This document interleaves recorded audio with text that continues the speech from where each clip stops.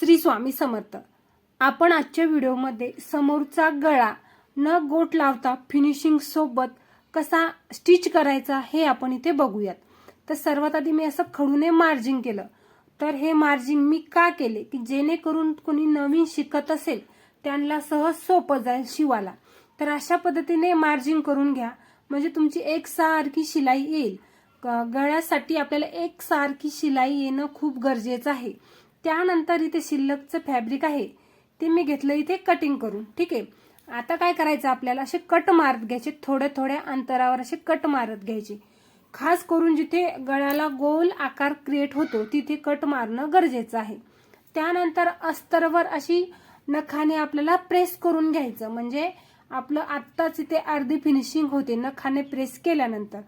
आता वरतून आपल्याला इथे 10 टिप टाकत घ्यायची, अस्तरवर टिप टाकायची, मेन फॅब्रिकवर टाकायची नाही। त्यानंतर मेन फॅब्रिकवर टिप टाकून घ्यायची आणि सगळीकडून मेन फॅब्रिक अस्तर जॉईन करून घ्यायचं।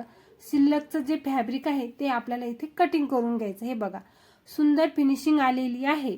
तुम्हाला सुद्धा असेच रोज नवीन नवीन व्हिडिओ पाहिजे असेल तर चॅनलला लाईक करा, सबस्क्राईब करा। धन्यवाद।